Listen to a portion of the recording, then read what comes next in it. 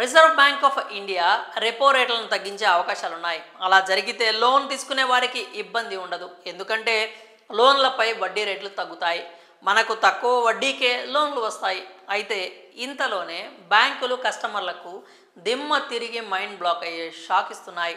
RBI repo రేట్లను తగ్గించే లోపే లోన్ వడ్డీ రేట్లను కొన్ని టెన్యూర్లపై పెంచుకోవడానికి రెడీ అవుతున్నాయి. ఇందులో భాగంగా హెచ్డిఎఫ్సి బ్యాంక్ లోన్పై వడ్డీ రేట్లను పెంచింది.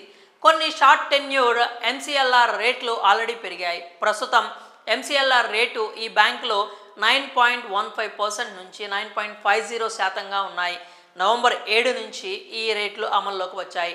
కన్స్యూమర్ లోన్లు ఏడాది టెన్యూర్ విషయానికి వస్తే ఎంసీఎల్ఆర్ ప్రకారం ప్రస్తుతం 9.45%గా ఉంది. ఇక personal loan, home loan, vehicle loan ఇలా అన్నింటికీ కూడా బ్యాంకులు ఎంసీఎల్ఆర్ ప్రకారంగానే లోన్లు తీసుకుంటాయి. ఎంసీఎల్ఆర్ పెరిగితే లోన్ ఈఎంఐ కూడా పెరుగుతుంది. అలాగే బ్యాంకుల్లో ఇతర గోల్డ్ లోన్, హోమ్ లోన్ కంటే పర్సనల్ లోన్లపైనే వడ్డీ రేట్లు ఎక్కువగా ఉంటాయి అని తెలిసింది. దీన్ని బట్టి ప్రస్తుతం హెచ్డిఎఫ్సి బ్యాంక్లో పర్సనల్ లోన్లపై వడ్డీ రేట్లు ఏకంగా 10.85% నుంచి స్టార్ట్ అవుతున్నాయి. మ్యాక్సిమం 21% వరకు ఉన్నాయి. 50,000 నుంచి మ్యాక్సిమం 40 లక్షల వరకు లోన్ వస్తుంది. అర్హతలను బట్టి ఈ లోన్లు ఎవరికి ఇవ్వాలో డిసైడ్ చేస్తారు. ఇక ఇందులో సంవత్సరం నుంచి 5 సంవత్సరాల దాకా టెన్యూర్ పెట్టుకోవచ్చు.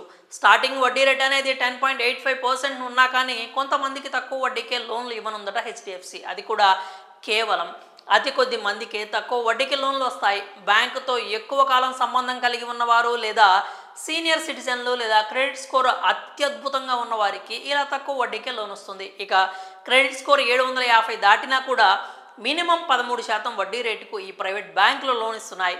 అప్పుడు 5 లక్షల లోన్ తీసుకుంటే నెలకు ఈఎంఐ 11,377 రూపాయలు కట్టాలి. అదే 10 లక్షల లోన్పై 5 ఏళ్లకు 13% వడ్డీ రేటుతో నెలకు 22,753 రూపాయలు ఈఎంఐ కట్టాలి. లోన్పై ఏ బ్యాంకులోనైనా